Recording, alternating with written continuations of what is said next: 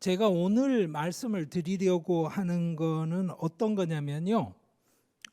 이런 겁니다. 그 책에 못 적은 이야기. 어려워서 안 적은 이야기들을 오늘 좀 같이 해볼까 해요. 그래서 아마 쉽지 않을 겁니다.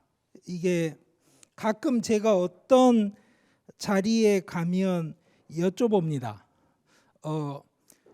연한 걸 드시겠어요? 딱딱한 걸 드시겠어요? 그런데 지난번 강연에서 저희들은 센 거이 좋아요 이렇게 해서 세게 강연을 2시간을 하고 났더니 끝나고 나서 한 분이 그러셨어요. 아까 누가 센 거 하자고 그랬어 이렇게.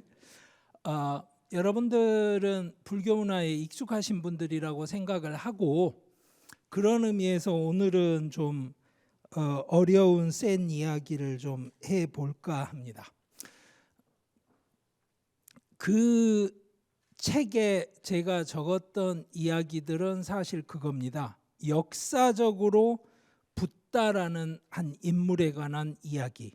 그 후에 만들어진 여러 가지 한도 없는 많은 이야기들을 다 걸러내서 우리가 진짜 그 개인의 이야기라고 생각할 수 있는 게 뭐가 있을까를 끝까지 따져보면 과연 뭐가 남는지 제 나름대로 이해하는 범위 안에서 여러분들에게 설명을 드렸습니다. 그런데 아마도 여러분들 불교에 관심이 있는 분이라고 한다면 뭔가 빠졌다는 느낌은 드실 거예요.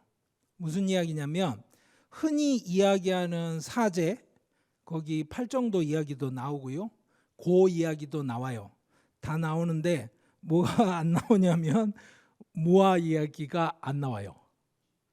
그 이야기 사실 중요하잖아요. 여러분들이 사찰에서 일반적으로 배우는 불교 교리에 관한 한 3가지 중에 하나인 거잖아요. 그게 거기에 안 나옵니다. 이유가 있습니다. 그 이야기를 시작을 하자면 첫째 이렇게 먼저 말씀을 드릴게요. 여러분들이 같이 절에 다니고 같은 불교도라고 해서 각자 같은 붓다를 믿는 거 맞을까요? 맞아요? 제가 가끔 이런 질문해요. 그 대구 가면 그 산 있잖아요. 기도처에 가서 할머니들 기도하세요. 수능 기도. 그렇죠? 거기만 있는 거 아니죠. 한국에선 또 하나는 이제 그 관세음보살 신앙이 강하니까 곳곳에 있는데 제가 이렇게 여쭤봐요. 여러분들이 까르마를 모아서 내생에라도 벌을 받게 되는 운명으로 사는 인간인데 좋은 일을 해서 좋은 까르마를 모아라라고 이야기를 하는데 핵심은 뭐냐면 제가 이 자리에서 나쁜 까르마를 만들거나 좋은 까르마를 만들었는데 그게 그냥 주사위 던지듯이 이쪽으로 좋은 까르마 이쪽으로 나쁜 까르마가 물 튀듯이 튀어서 저 사람들에게 가는 일이 있나요? 까르마 그렇게 이야기하지 않죠. 그렇죠? 그런데 제가 이렇게 여쭤볼게요. 갓바위에서 기도는 할머니가 하는데 수능 점수는 손자가 받아요. 갓바위에서 할머니가 한 기도는 까르마 맞아요? 안 맞아요? 그러면 제가 이렇게 여쭤볼게요. 까르마에는 상속세, 증여세 안 내요? 아니 여러분들 내 돈인데 잘 생각해 보세요. 자본주의 사회에서 개인 재산권은 굉장히 중요합니다. 내 돈이에요.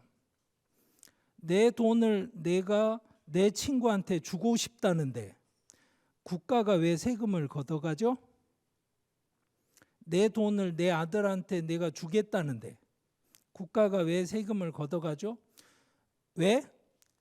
아들의 입장에서 보자면 아무 일도 안 했는데 돈이 생기니까. 그렇죠. 아버지의 입장에선 내가 번 돈이지만 아들 입장에선 자기가 번 돈이 아니잖아요. 그럼 다시 물어볼게요. 할머니가 100일 동안 100일 기도 아마 해보신 분들 여기 많이 계실 거예요. 100일 기도 쉽지 않습니다. 갑바위에서 100일 기도를 했어요. 그런데 왜 점수는 손자가 받아요? 그 다음에 또 하나, 여러분들 물론 이제 대승불교 전통에서는 약간 다르게 이야기를 합니다만 이렇게 이야기를 해볼게요. 석가열애상이 있습니다. 본존불로 여러 절에 거기 가서 제가 절을 하고 뭐 예를 들어서 뭔가를 바쳐요. 보시를 하죠. 오케이? 그러면 석가모니 붓다는 니르바나를 얻었잖아요. 살아있을 때 이미 니르바나를 얻었잖아요. 그리고 그렇게 해서 돌아가셨을 때를 우리는 완벽하게 니르바나를 얻은 거다. 그래서 뭐 무여열반이라고도 하고 뭐 반열반이라고도 하고 막 그렇잖아요. 그러면 살아있을 때부터 집착이 없는 거잖아요. 그러니까 제가 여기 집착이 없는 사람이라고 해봅시다. 여기 있는 이분이 저한테 커피를 한 잔 줬어요. 여기 있는 이분은 저한테 커피를 안 줬어요. 그러면 집착이 없는 사람 입장에선 이 두 사람을 대할 때 제 마음이 달라지면 안 되는 거죠. 그런데 왜 그 앞에 가서 보시를 하면 제가 더 유리한 위치에 가게 되나요? 그렇잖아요. 그러면 뭐 여러 가지 설명을 하실 수 있을 거예요. 그리고 역사적으로 굉장히 많은 설명들을 만들었어요. 그런데 어떤 때는 말입니다. 여러분들이 전혀 들어보지 못한 설명들을 한번 들어보실 필요가 있어요.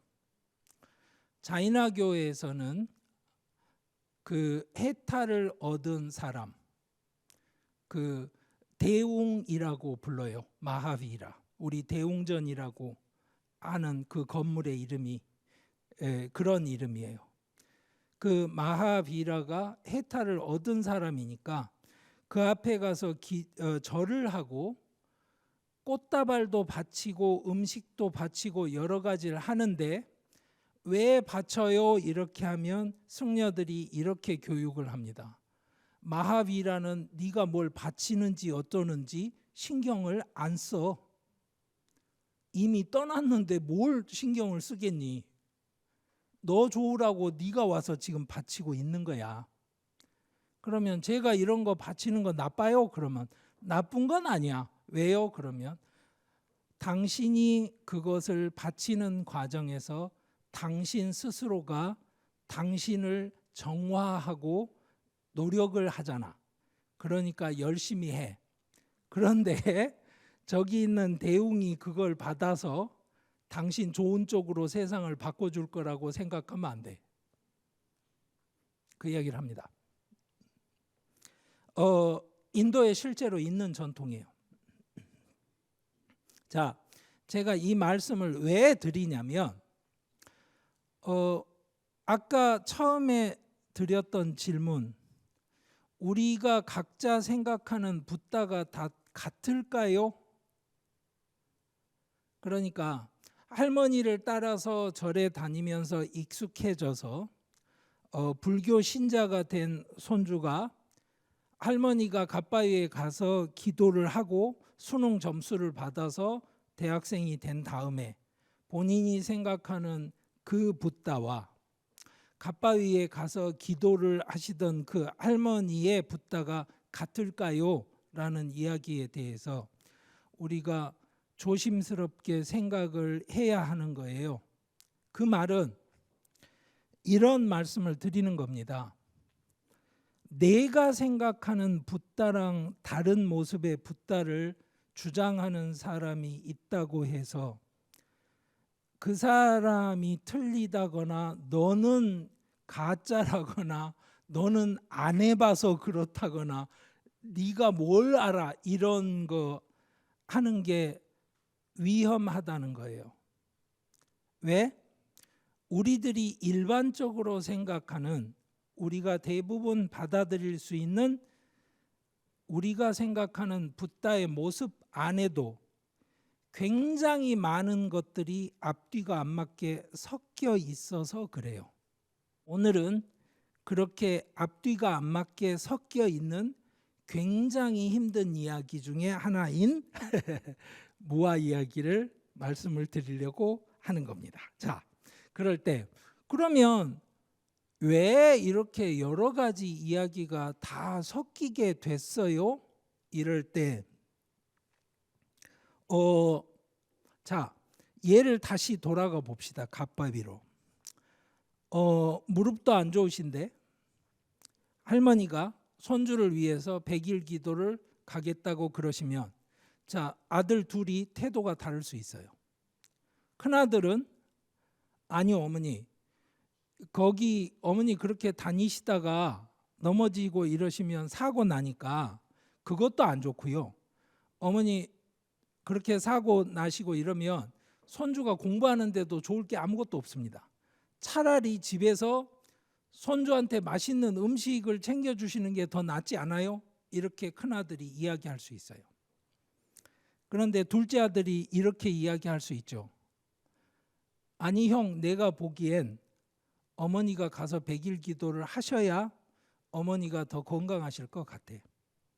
그리고 또 하나는 어머니는 100일 기도를 하셔야 손자를 위해서 자기가 해야 될 일을 하셨다고 생각하실 것 같아. 그러니까 어머니 건강이든 위험 요소가 없는 건 아니지만 나는 어머니 가시는 거에 찬성. 자, 그러면 이 두 아들이 같은 불교도라고 했을 때 누구를 훌륭한 불교도라고 하고 누구를 훌륭하지 못한 불교도라고 할 것이냐? 이런 질문들이 사실은 우리의 일상을 뒤집어요.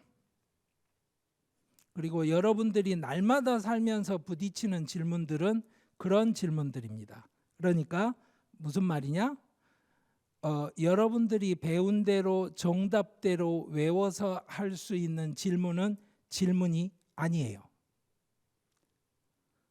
제가 그 인도 고전을 읽는 것에서 항상 말씀을 드리는 게,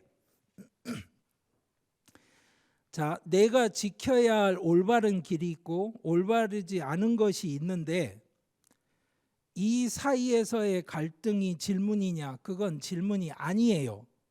나도 아니까 어떤 게 올바른 건지. 진짜 질문은 뭐다? 이거를 요즘 말로는 요새 친구들 표현으로는 실전이라고 그럽니다. 인생은 실전이에요. 진짜 질문은 올바른 거하고 올바른 거 사이의 선택인 거예요. 내가 불교도로서 이것도 옳다고 배웠고 이것도 옳다고 배웠는데 뭐가 진짜 옳은지 고민을 해야 되면 그때가 문제인 거예요. 여러분들이 겪는 갈등에 대해서 한번 생각해 보세요. 자, 아까 예로 돌아가 보죠. 아버지 입장에서 자기가 번 돈을 아들에게 상속시키는 것에 대해서 다 허락해 줘야지. 그러니까 올바른 불교도의 입장일까요? 아니면 아들의 입장을 봐라. 그 옆에 있는 다른 친구들과 비교해 볼 때 이 친구가 다른 친구보다 더 노력한 건 아무것도 없지만 그 친구는 그냥 누구의 아들이라는 이유로 상속을 받는다는 건 우리 사회에서 공정함에 맞지 않다. 그러니까 상속세가 높은 건 맞다 라고 이야기하는 게 맞는 태도일까요? 둘 다 근거가 있잖아요. 근데 문제는 이거예요.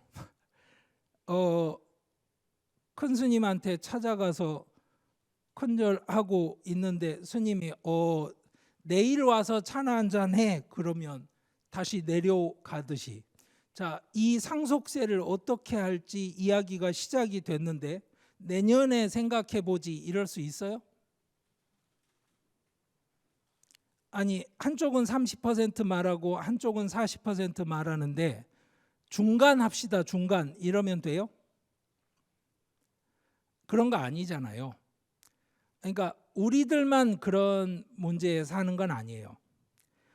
옛날에 인도에서도 똑같이 그런 문제에 살았고 그런 문제의 한 복판에 붓다가 살았어요. 그런데 붓다는 그때 결정을 내려줬단 말이에요. 제자들한테 아주 곤란한 문제들에 대해서. 그런데 그 붓다가 더 이상 없는 시절이 왔어요. 그러면 그 다음에는 어떻게 결정을 하죠? 이게 어려운 거예요. 그러니까 그 사람들이 전부 다 나쁜 사람들이거나 붓다의 뜻을 이해를 못했거나 아니면 나쁜 의도를 갖고 붓다의 이야기를 왜곡을 해서 붓다의 이야기가 너무나 많아진 게 아니고 그 사람들이 우리하고 똑같이 정답이 없는 고민에서 불교도로서의 길을 고민을 한 거예요. 그런데 여러분들은 그 사람들이 옛날 과거의 사람들이니까 어떻게 기억을 하시냐면 이긴 편의 역사를 기억합니다. 이긴 편의 역사는 뭐라고 기록을 합니까? 진 편은 타락한 인간들이었다. 나쁜 인간들이었다. 벌받아 마땅한 인간들이었다. 대표적인 예가 데바다타 같은 경우예요. 데바다타는 굉장히 보수적인 사람이었고 붓다가 했던 굉장히 혁신적인 의사결정들이 전통적인 수행 논리에 맞지 않다고 생각했던 사람이었어요. 그러다 보니까 문제가 뭐냐? 너무나 많은 사람들이 데바다타를 지지했어요. 그러니까 심지어는 출가자 공동체 안에서 붓다에 대한 반대 의사를 표명했을 때 그 지지자들이 예성회로 너무나 많았던 거예요. 이거는 뭐하고 똑같냐면 어느 정당이 있는데 그 정당 대표가 자 A 안으로 투표를 합시다 이랬는데 저는 반대합니다 하고 의원 한 명이 나섰는데 더 많은 의원들이 B 안으로 지지 의사를 밝힌 상황이랑 똑같아요. 불교 역사에서 있어 본 적이 없었던 사건입니다. 그런데 그 상황이 정리가 되고 나서 기록은 어떻게 남습니까?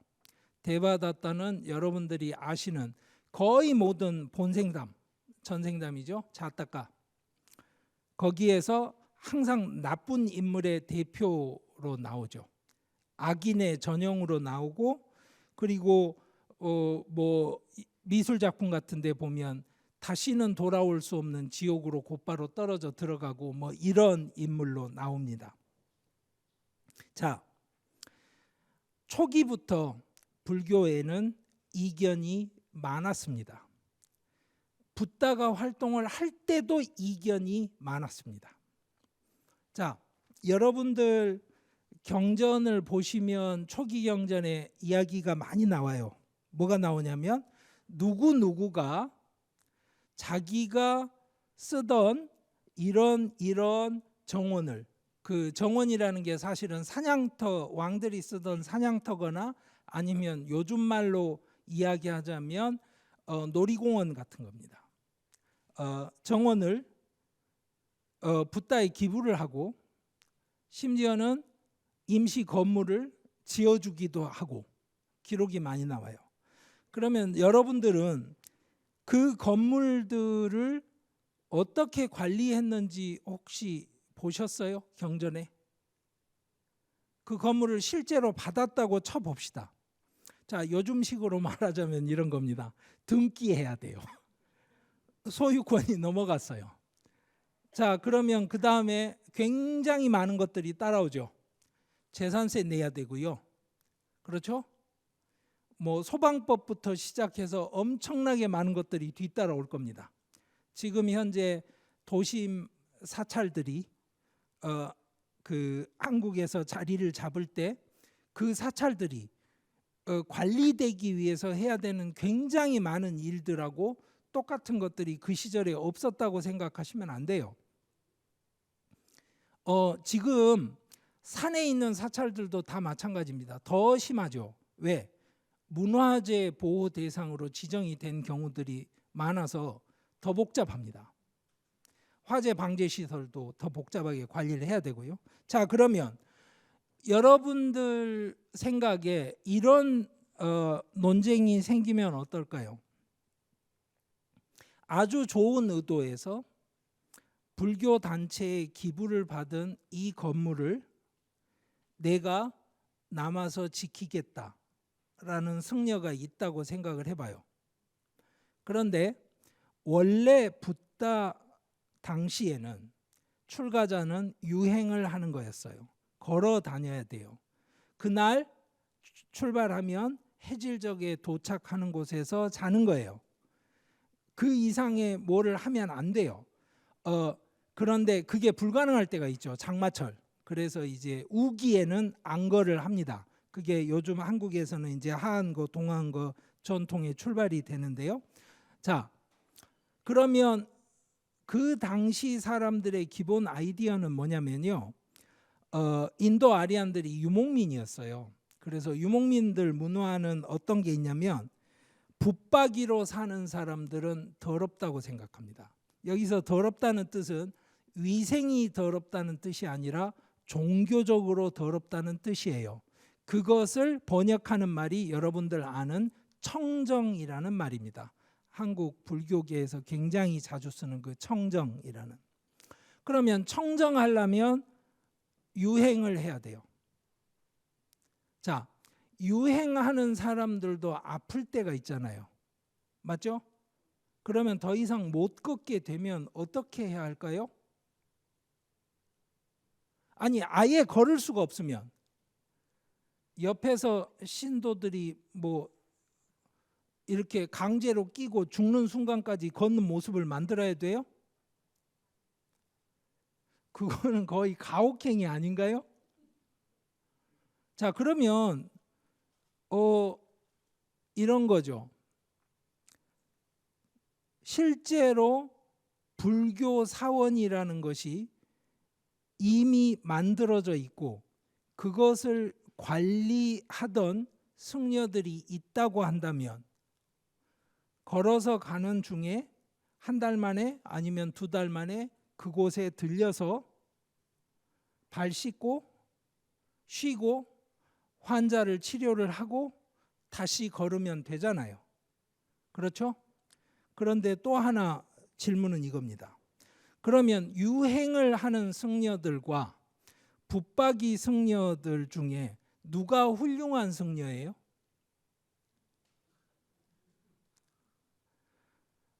재미있는 것은 유행을 하던 승려들이 붙박이 승려들을 더러운 친구들이라고 욕을 합니다. 맞죠? 맞잖아요. 유목 문화에서 보자면 붙박이들은 청정하지 않아요. 그러니까 상대하면 안 되는 거예요. 그러니까 출가자 입장에서는 뭐예요? 유행을 하는 출가자가 진짜인 거죠. 그런데 그 유행을 하는 출가자가 아팠을 때 도움은 어디 가서 받아요?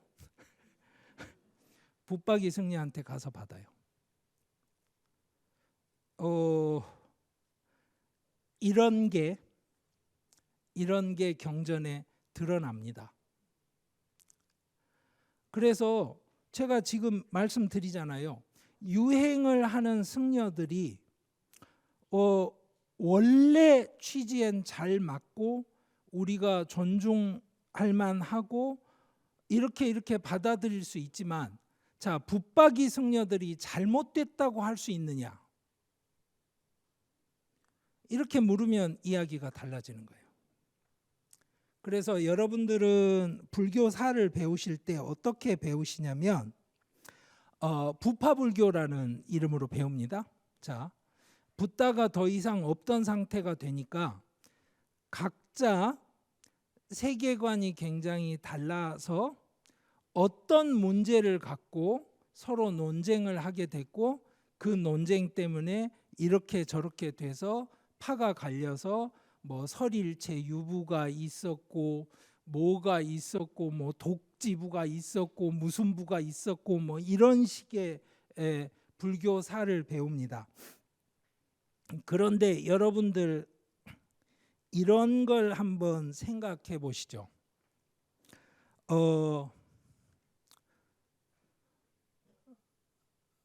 예를 들어서 말입니다. 하숙집에서 두 학생이 사는데 고향 친구예요.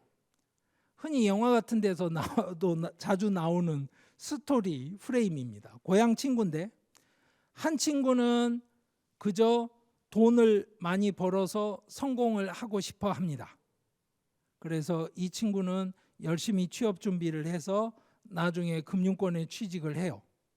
그런데 한 친구는 그게 아니고 이 사회를 뒤집어 엎어서 좋은 세상을 만들어야 된다고 생각하는 혁명을 꿈꾸는 친구라고 해봅시다. 그 둘이 한 방에서 하숙을 하면서 사는데 그 같이 사는 일이 불가능할까요? 라고 묻는 겁니다. 아니요, 가능해요. 아니, 문제 없잖아요. 아니, 취직해서 돈 벌겠다는 친구가 날마다 저녁에 앉아서 다른 친구 집에 올 때마다 너 그렇게 살다간 인생 망한다, 돈 벌어야지, 뭐하냐, 이런 이야기 하면서 사는 거 아니잖아요. 그냥 고향 친구잖아요. 그렇죠? 그리고 다른 친구가 또 돈 벌겠다는 친구한테 너는 인생이 왜 그렇게 비굴하냐, 야, 돈 벌면 뭐 돈이 인생의 문제를 해결해 주냐 이러면서 맨날 그 옆에 있는 친구 못 살게 구느냐, 아니잖아요. 아니, 여러분들 생각해 보십시오. 같이 사는 부부간에도 그런 세계관이 다른 경우 굉장히 많아요. 그런데 제가 이렇게 여쭤볼게요. 그 두 친구 중에 한 명은 담배를 피우는데 다른 한 명은 담배 냄새를 굉장히 싫어해요. 그러면 같이 살 수 있나요? 안 돼요. 그러니까 무슨 말이냐면 코 고는 소리를 너무 싫어하는 여자는 코를 고는 남자하고는 살 수가 없는 거예요. 둘이서 세계관이 다른 건 상관이 없는 거예요. 그러니까 실제로 중요한 건 뭐다? 사람들이 우아하게 말하는 나의 세계관은 이래서 둘이 살고 못 살고 하는 게 아니라는 뜻이에요. 두 사람이 한꺼번에 같이 살 수 있느냐 아니냐는 어디서 결정이 되냐면 한 사람은 삼겹살을 너무 좋아하는데 한 사람은 고기 냄새를 싫어하는지 이런 문제에서 결정이 되는 거예요. 그래서 불교사는 왜 이렇게 그룹이 나뉘면서 서로 다른 이야기를 만들어내게 됐냐면요. 그 사람들이 앉아서 철학책을 쓰면서 세계관이 달라져서가 아니고요. 사는 방식이 다른 거예요. 그 방식이 다르다는 게 지금 보면 하찮은 것일 수도 있고 아닌 것일 수도 있고 그래요. 그 말은 이겁니다. 여러분들이 아는 대승불교도들은 대승불교니까 야, 너희들은 소승이잖아, 이거는 불교도 아니야, 이런 태도로 살았을 거냐? 그거는 책에 나오는 이야기죠. 그러니까 실제로 사는 데에 관한 이야기는 아니라는 거예요. 그 말은 실제로 불교사의 자료들을 가지고 검토를 해보면 완전히 다른 세계관을 가진 불교도들이 완전히 다른 세계관을 가진 승려들도 한 사찰에서 같이 살고 문제가 없었다는 거예요. 다만 문제가 있을 수 있는 건 뭐겠어요? 예를 들어서 어떤 승려들은 육식을 하는데 어떤 승려들은 육식을 안 한다. 이거는 쉽지가 않아요. 그렇죠? 어떤 승려들은 돈을 가지고 다녀요. 그래야 문제를 해결을 하니까. 어디 가서 뭘 필요할 때 사서 문제를 해결을 하니까. 그리고 다른 사람이 와서 무슨 일을 하더라도 인건비를 지급을 하니까. 그런데 어떤 승려들은 돈을 아예 가지고 다니지 않아요. 그러면 어떻게 해야 돼요? 누군가가 옆에서 챙겨줘야 되죠. 그 승려들은 챙겨주는 사람이 없으면 사회생활이 안 되겠죠. 이런 차이가 불교사에서 부파를 만드는 거예요. 그러니까 여러분들이 책에서 배우는 불교의 부파 역사라는 것은 사실은 무슨 이야기냐면 국회의원들 2명이 나와서 우리 두 당은 서로 결별하기로 했습니다. 국가와 민족을 위해서, 민주주의의 대의를 위해서 우리 당은 이 길을 가고 우리 당은 이 길을 가기로 했습니다 하는 발표문을 읽는 거예요. 여러분들은 그런 바보가 아니에요. 그런 뉴스 딱 나오면 여러분들 다 아시죠. 쟤네 둘이 싸웠구나 대판. 그리고 뭐 이야기 들어보니 얘가 얘한테 뭐 술잔 던졌다고 그러던데 뭐 이런 이야기, 신문의 뒷이야기 다 나오는 겁니다. 여러분들이 지금 불교 역사로 읽고 계시는 굉장히 많은 이야기들은 그 국회의원 2명이 공식적으로 발표한 발표문인 거예요. 그걸 역사라고 생각하시면 안 되는 거예요. 그러면 그 역사의 이면에 갈 수 있습니까? 그쪽에 요즘은 굉장히 많이 갈 수 있는 연구들을 했습니다. 제가 이제 책에 그런 예들 들어드렸잖아요. 왜 그 붓다의 어머니 이름을 마야라고 우리가 알게 됐는지, 사실은 그 지역 사투리로 마따다. 마따는 영어로 mother다. 그러니까 그 지역 사투리로 엄마라는 말을 다른 지역에선 사투리를 못 알아들으니까 그 엄마 이름이 마야였나 보지 이렇게 돼서 생겨난 오해다. 그래서 우리는 엄마 부인 이렇게 부르는 거예요. 마야 부인 이렇게. 그게 불교의 역사예요. 그게 중국까지 가면 어떻게 되겠어요? 그러니까 그러면 이제 이런 질문을 하실 수 있어요.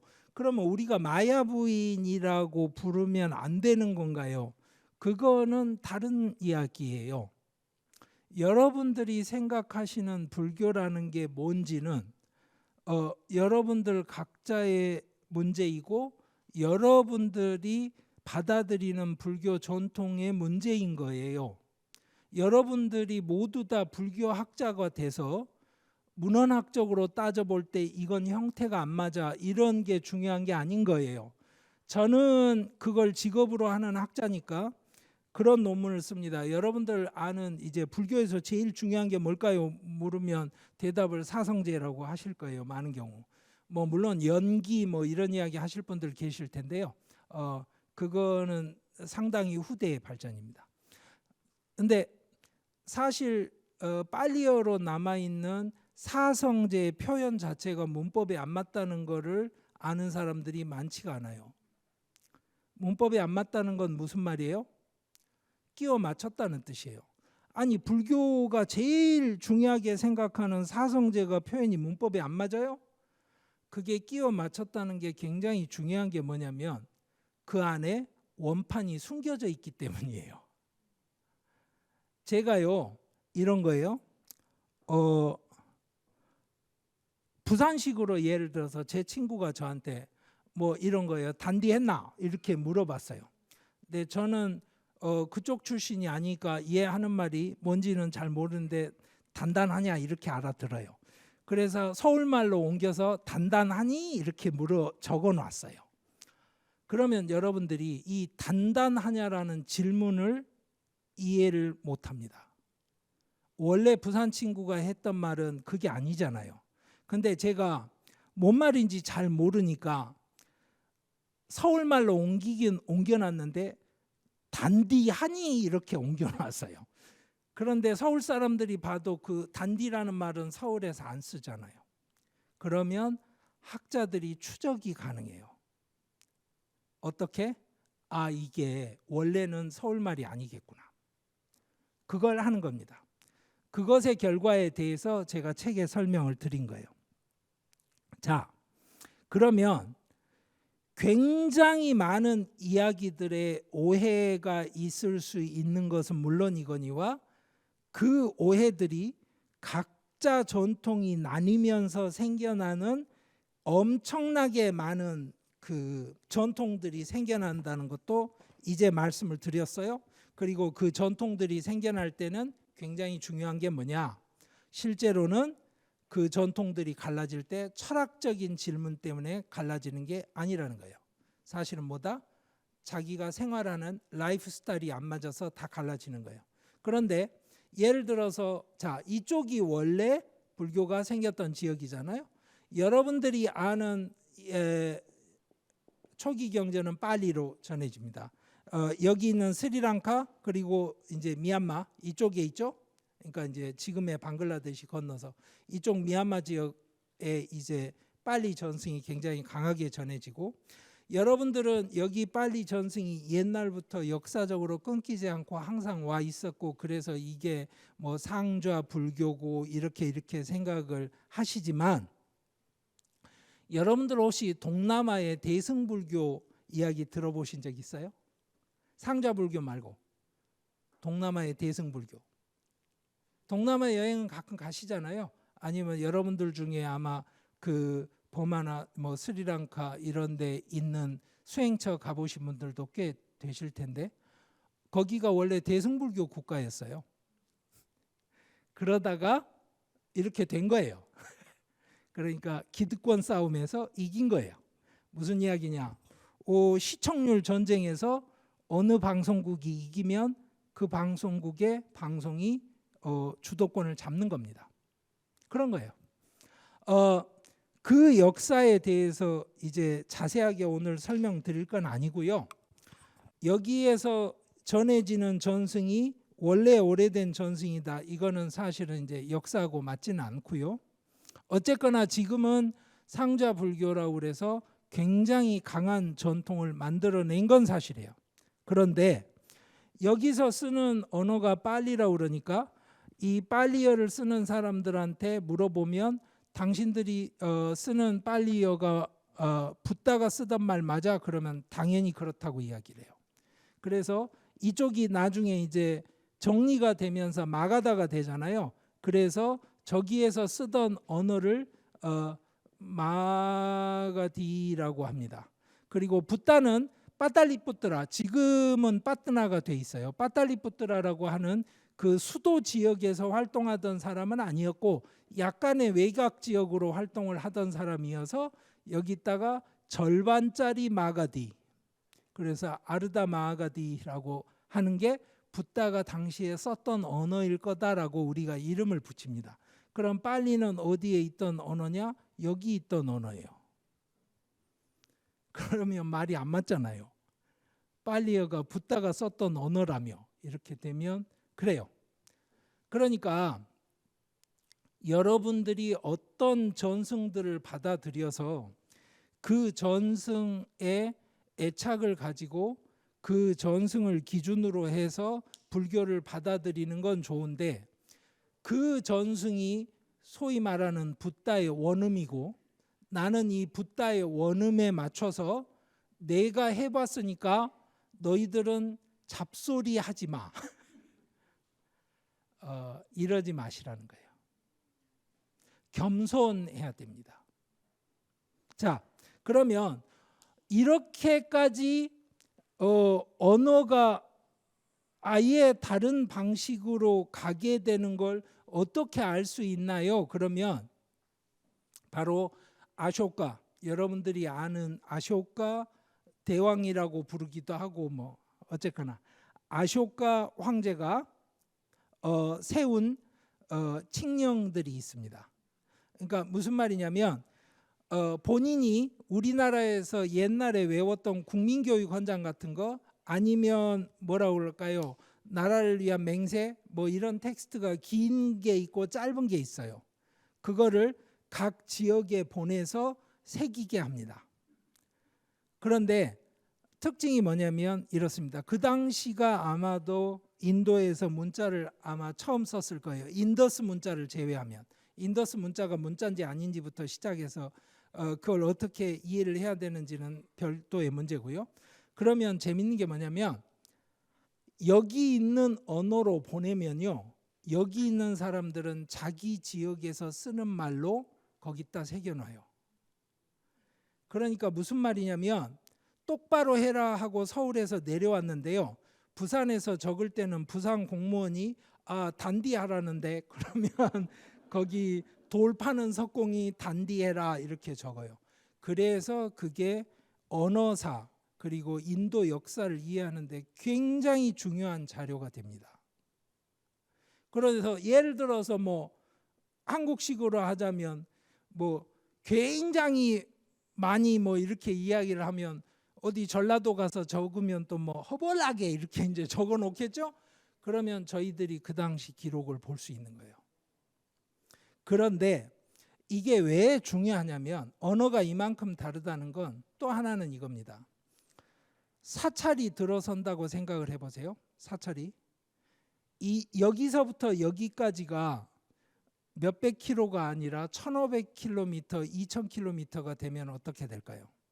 그리고 언어도 달라지면 그러면 우리가 생각하듯이 한국처럼 제한된 범위 안에서 있는 사찰들끼리도 전통이 차이가 있고 뭐 그 안에 문중은 둘째치고라도 이런 상황하고 비교해 볼 때 이쪽과 이쪽은 엄청나게 다른 차이가 생길 수밖에 없어요. 그리고 예를 들어서 여기는 겐지스강 지역에서 살기 때문에요. 여기 있는 사람들은 평소에 민물고기를 많이 먹습니다. 그건 당연한 거예요. 그런데 예를 들어서 사찰에서 생선 먹는 것들은 지옥가 이런 이야기 하면 어떻게 될까요? 굶으라는 이야기겠죠. 그리고 이 사람들한테는 도저히 받아들일 수 있는 이야기가 아닌 거예요. 그런데 예를 들어서 이쪽 고원지대라거나 이쪽에 사막 가까운데 생선을 먹으면 나쁜 일을 당해 이런 거 적혀 있으면 문제 없죠. 그러니까 일상생활에서 무엇을 가지고 사람들이 다르게 받아들이고 또 종교가 다르게 반응하는지가 훨씬 중요한 거예요. 자, 그래서 철학이 나뉜 게 아니고 생활이 바뀌면서 저렇게 여러 부파가 나뉘었을 확률이 훨씬 높아요.